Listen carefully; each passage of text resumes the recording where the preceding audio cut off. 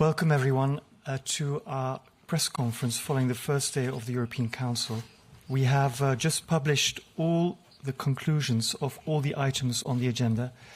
And I give the floor to the President of the European Council. Bonsoir à chacune et à chacun. Nous venons de clôturer la première journée du Conseil européen avec plusieurs points essentiels à l'ordre du jour. On a démarré la journée par une rencontre extrêmement importante avec le secrétaire général Antonio Guterres. Ça a été l'occasion d'un échange de points de vue, et cela de manière très stratégique, centré sur deux points essentiels. D'une part, les conséquences de cette guerre déclenchée par la Russie contre l'Ukraine. On a eu l'occasion d'un échange approfondi au cours duquel à la fois les questions de accountability, les questions de sécurité alimentaire, les questions de support pour le droit international et pour l'intégrité territoriale, pour la formule de paix du président Zelensky, par exemple, ont pu être abordées dans le détail avec le secrétaire général Guterres. On a également eu l'occasion de parler dans le détail de l'importance pour l'Union européenne de rester très engagée sur le terrain du changement climatique pour jouer un rôle moteur aussi en lien avec les pays en développement. On a aussi eu l'occasion d'évoquer en détail les réformes qui sont nécessaires sur le terrain du financement du développement. Et le secrétaire général a eu l'occasion aussi d'encourager l'Union européenne et les États membres à être mobilisés dans le cadre de ce débat international afin que l'on puisse dégager davantage de capacités pour soutenir ce qui est nécessaire sur le terrain climatique, mais aussi sur le terrain, sur le terrain du développement. Enfin, je voudrais, sur ce sujet-là, dire qu'il apparaît, et ce n'est pas une surprise, de manière très, très évidente, que l'ensemble des États membres de l'Union européenne, nous mesurons à quel point nous avons beaucoup en commun avec les Nations Unies. Nous sommes de loin le premier sponsor des Nations Unies et du développement et du changement et des efforts pour lutter contre le changement climatique. Nous partageons des valeurs de multilatéralisme, des valeurs de coopération et de respect pour le droit international. Voilà le premier sujet que je souhaitais mentionner. Deuxième sujet, nous avons eu l'occasion, une fois encore, de dire notre unité, de dire notre détermination s'agissant du soutien pour l'Ukraine. Nous avons aussi eu l'occasion d'écouter le message délivré par le président Zelensky. Et puis cette réunion a été importante parce qu'elle a consacré une décision qui, je le crois, est un pas supplémentaire très concret vers une réelle défense européenne. Ce sont les décisions prises dans le cadre des munitions. Nous avons, vous le savez, l'ambition d'être un acteur tout à fait engagé pour soutenir sur le terrain de l'équipement militaire et y compris avec davantage de coopération, agir en européen pour pouvoir à la fois produire des munitions mais également livrer des munitions à l'Ukraine.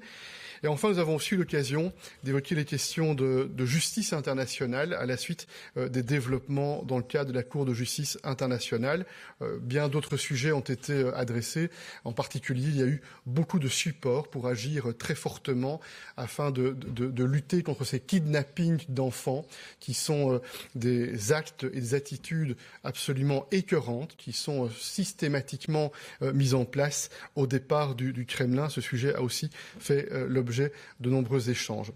Enfin, nous avons eu l'occasion d'avoir cet après-midi, jusqu'à ce soir, un débat étendu, large, sur les questions de compétitivité, de marché intérieur et les questions d'énergie, en mesurant bien les liens entre les différents sujets. Je voudrais, pour ce qui me concerne, me concentrer sur trois points principalement s'agissant de la compétitivité.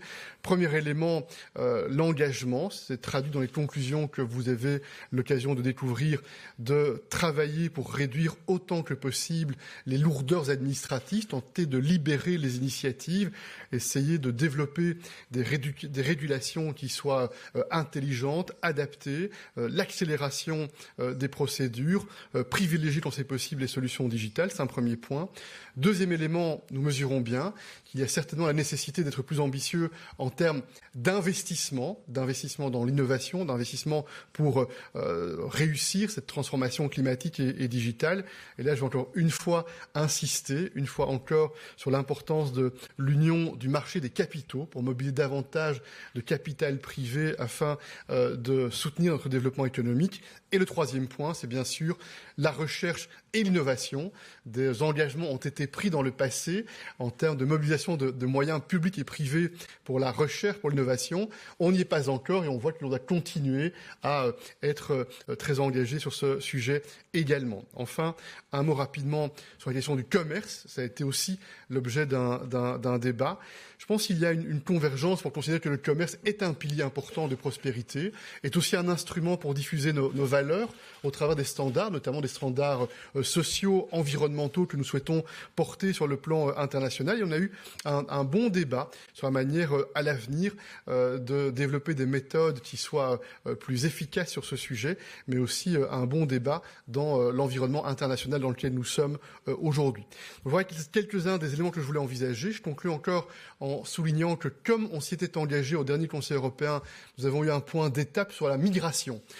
Nous avions convenu de demander à la Commission européenne et à la présidence rotative de nous faire un point à la suite des orientations et des décisions prises au Conseil européen du mois de février. Il y a eu beaucoup de soutien et d'approbation sur la manière dont le travail s'est accéléré, singulièrement sur le volet extérieur de la question migratoire, avec un certain nombre d'informations très concrètes, opérationnelles, qui a été partagées avec les États membres.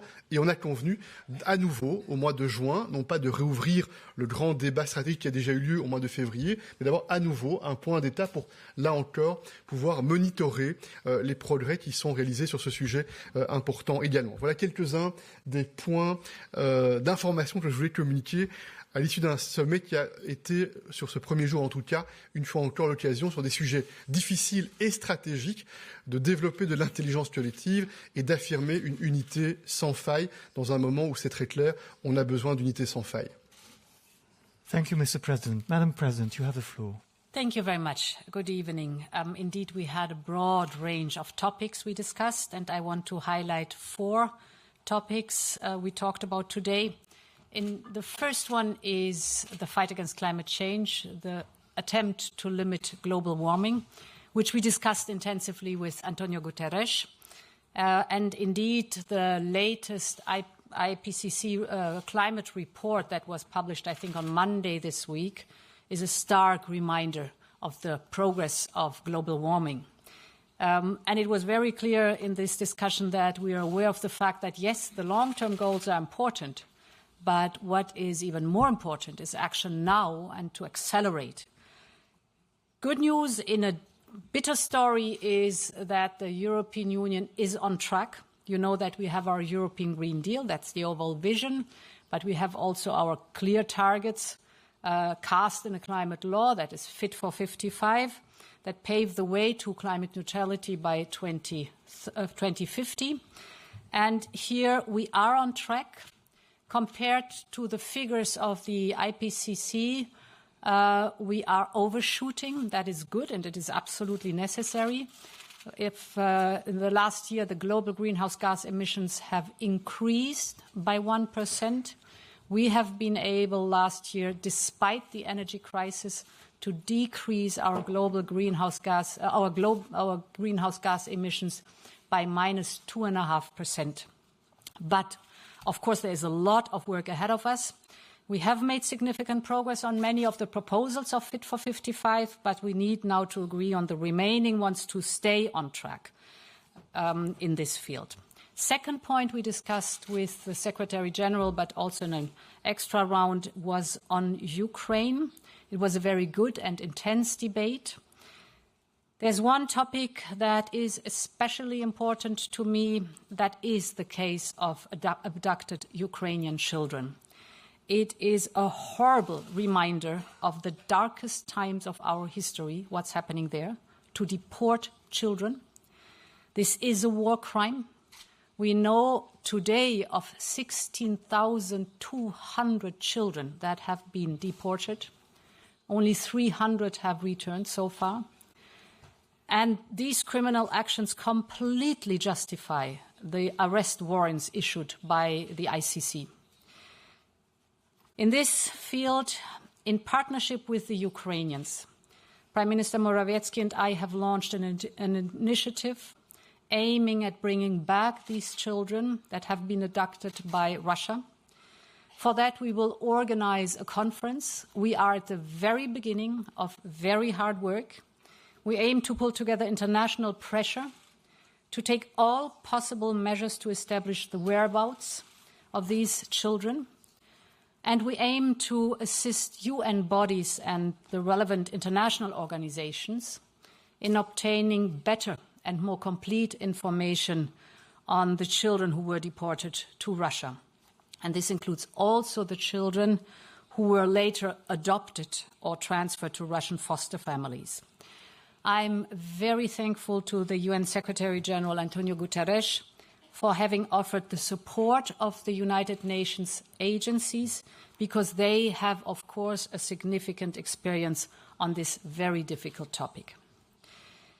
Of course, we will continue to provide all support we can to Ukraine. Just this week, we've disbursed a new macrofinancial assistance tranche worth 1.5 billion euros. With that, we help keep Ukraine running while it is defending itself.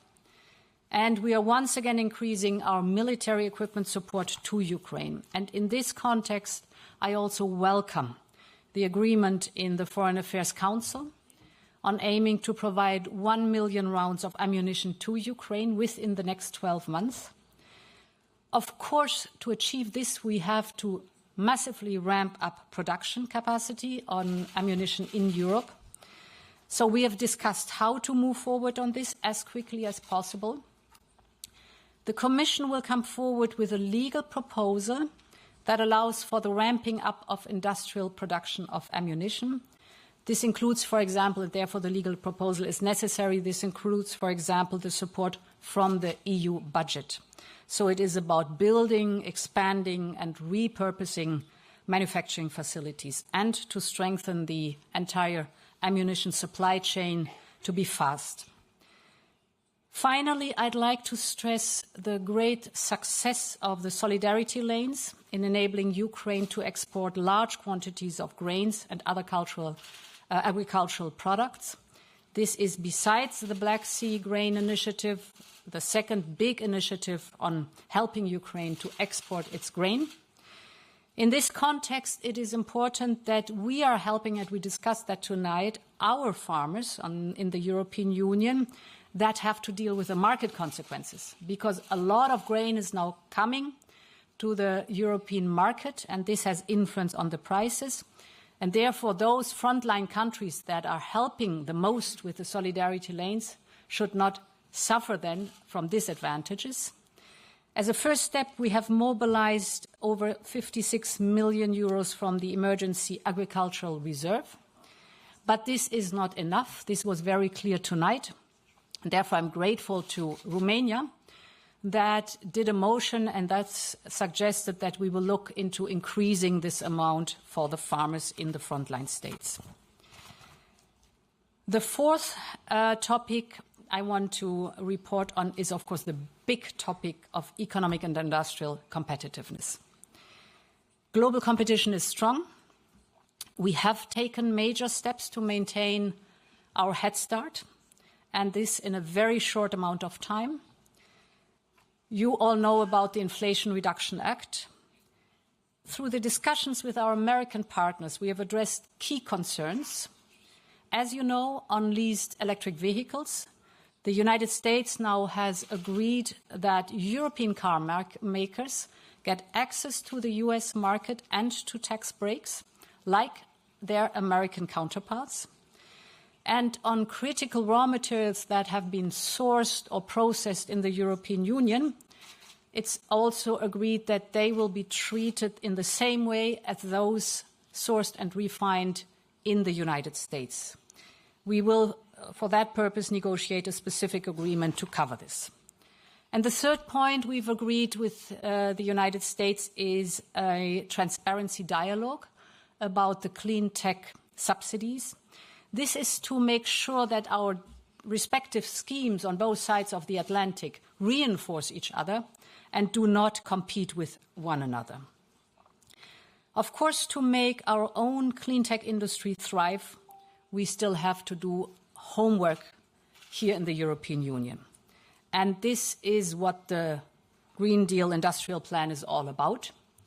You might recall that at our last UCO meeting, leaders strongly backed the main pillars and objectives of the Green Deal Industrial Plan. And therefore, 2 weeks ago, the Commission tabled the relevant concrete legal proposals, in particular the Net Zero Industry Act and the Critical Raw Materials Act. So the proposals are on the table. They are in line with leaders' conclusions today. And now it is up to the European Parliament and the Council to find a rapid agreement on our proposals.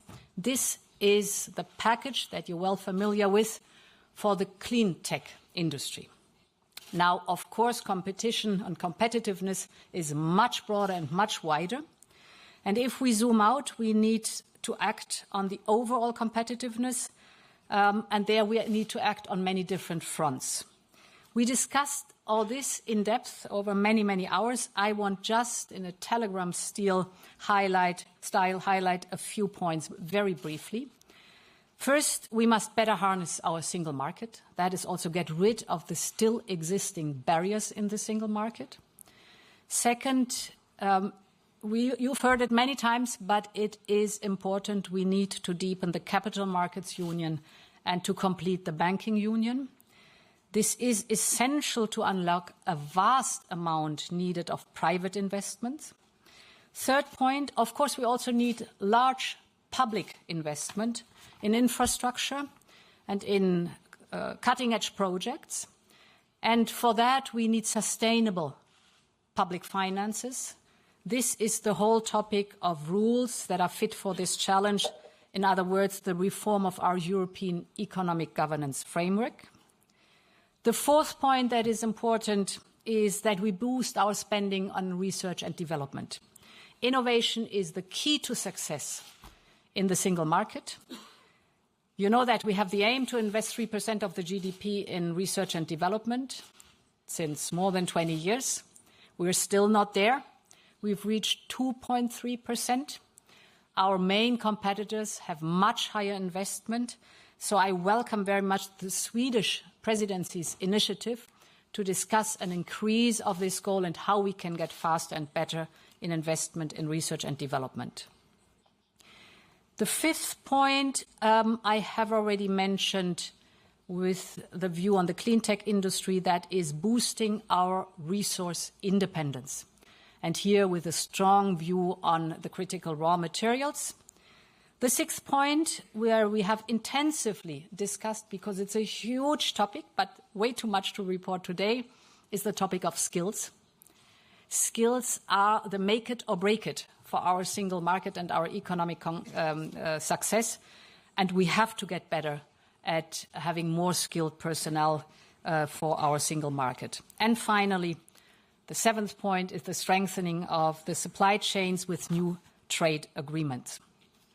Very briefly at the very end, migration. You know that I wrote a letter as requested by the European Council right before the European Council, where we have detailed out our activities since last European Council. 2 tracks, the Pact on Asylum and Migration. This has to go its way through Parliament and Council. And the operational measures. And here the focus was and is on first of all, working on strengthening the borders with Bulgaria and Turkey, launching 2 pilots projects on border management, how we deal at the border with migrants arriving, not only in Bulgaria, but also in Romania, and to show the best practices of border management for fast asylum procedures or return procedures. We are reinforcing the search and rescue capacities of North African partners. This is being complemented by more efforts in the fight against smugglers. And we are also working with our Western Balkan partners, here mainly through Frontex, that has now deployed border guards in the region. And finally, we're intensifying the cooperation with third countries on return. I know it's a huge agenda, where I have been reporting on. Happy to answer your questions. Thank you, Madam President. Alice, you were first. Thank you. Alice Hancock, Financial Times. A question for you, President von der Leyen, but potentially for either of you. You mentioned the climate goals, the importance of Fit for 55. Do you think nuclear should be given the same status as renewables, such as solar and wind, in the net zero industrial transition? And as a result, should it benefit from EU funding? So we are very clear in the Net Zero Industry Act. First of all, it's for member states to choose their energy mix. I think this is very important to repeat it, although it's well known by you. And nuclear can play a role in our decarbonization efforts. This is important. Under the Net Zero Industry Act, a wide set of net zero technologies, and this includes cutting-edge nuclear, have access to some simplified rules and incentives. But only the net zero technologies that we deem strategic for the future, like solar panels, batteries, and electrolyzers, for example, have access to the full advantages and benefits. So the cutting-edge nuclear is in for specific fields, but not for all. Ansgar, you had a question as well. Thank you, Ansgar, the German press agency, DPA. A question to both of you. In his address to the leaders, President Zelensky has asked for modern Western fighter jets. I would like to know if you support this demand, and do you see a chance that Ukraine will get modern Western aircraft soon? Thank you. You remember that a few weeks ago we had President Zelensky here in Brussels, and he had the occasion to have many meetings in smaller formats with the leaders in order to discuss the concrete and operational support that can be delivered by some of the member states. These are decisions that need to be taken by the member states, and that's why I don't intend to express my own opinion. But in general, it's not a secret that we think that Ukraine needs more support and more military equipment. Here too, it is a sovereign decision of the member states, and they have to decide on what to supply and how to supply. Christian. Elle est allumée. Oui, toujours sur l'Ukraine, Christian Spielmann de l'AFP. Le président Zelensky a demandé aujourd'hui davantage de sanctions. Je voudrais savoir si autour de la table vous avez abordé cette question. Est-ce qu'il y a la possibilité d'avoir un 11e paquet de sanctions? Et en fait, est-ce qu'il y a la possibilité d'avoir quelque chose d'aussi ambitieux que les précédents paquets? Ma seconde question, un des gros problèmes qui est en train de se poser sur les 10 paquets de sanctions qui ont été adoptés, c'est le contournement. Et ma question, Madame von der Leyen, manifestement, sur le contrat que vous avez signé avec l'Azerbaïdjan, il semblerait qu'il y a du gaz russe qui circule via ce contrat. Donc je voudrais savoir quelle garantie vous avez qu'on n'est pas en train de racheter du gaz russe via l'Azerbaïdjan et en train de violer nos propres sanctions. Merci. Yes, indeed, we have 10 packages of sanctions. And an increasing issue is sanctions circumvention and loopholes. And of course, when we apply sanctions, the other side tries everything to avoid these sanctions and to undermine these sanctions. And therefore, already in the 10th package were some proposals to strengthen the implementation of the sanctions, but also to go against the circumvention and the loopholes. We have nominated a sanctions envoy who is traveling to countries where we observe sanctions circumventions. He has started his work. We're working very intensively with our G7 partners to align and to share information, of course, also, where we see circumventions. We have introduced the possibility in the 10th package on listing either personalities or companies or entities where we see, also in third countries, that they circumvent the sanctions. So a bundle of measures taken already, but this is certainly not enough, and therefore the 11th package of sanctions will also and mainly deal with the question of circumvention and how we can get against it, go against it. Jorge, this is the last question. Yes, Jorge. Here, Jorge Varela with Bloomberg. Two questions, please. The first one, Did the issue of the combustion engine ban come up during the discussion? What was the tone of the discussion? Was there any question addressed to Chancellor Scholz asking about his last-minute change of heart on this issue, on this important issue, and in particular for President von der Leyen, if she believes that this issue will be solved in the very near future? And also for President von der Leyen, we are told that the U.S. is seeking exemptions for its steel and aluminium export for CBAM. Do you think that this is possible? And if not, do you think that it will be possible to reach an agreement on the global sustainable steel and aluminium by October? Yes. So the combustion engines were no topic in the European Council. You, of course, know that there are talks between the Commission, represented by Executive Vice President Franz Timmermans, and his counterpart in Germany, that is the Minister of Transport. The negotiations are progressing. This is the will. There is the will on both sides to resolve this topic, and to resolve it within the scope of the provisional agreement that has been found between Council and Parliament. And of course, this includes the scope of the provisional agreement, technology neutrality. I just wanted to mention that time is of the essence in this case, as this file is an important pillar of our Fit for 55 package. And therefore, we intensify the talks, and I'm confident that we soon will find a good solution. On steel and aluminium, here, as you know, we have an exemption. So we had tariffs, we have lifted the tariffs, but it's a matter of time where we have to find a good global solution on that. I think it was fall, I'm not sure exactly about the months in which we reached the final deadline of having lifted provisionally the tariffs on steel and aluminium. Now we are negotiating. And as always in negotiations, we have to wait for the end. Then we can report on what the result is. Thank you, Madam President. That concludes our press conference. We'll meet again tomorrow, the Euro Summit, at 10 a.m. Voila.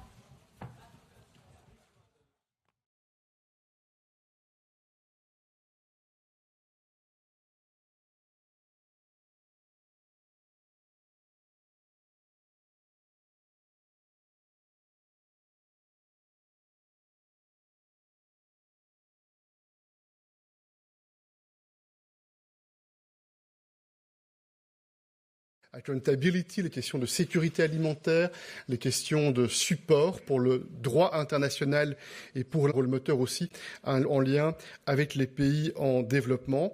On a aussi eu l'occasion, mais aussi sur le terrain du développement. Enfin, je voudrais, sur ce sujet-là, dire que nous mesurons à quel point nous avons beaucoup en commun avec les nations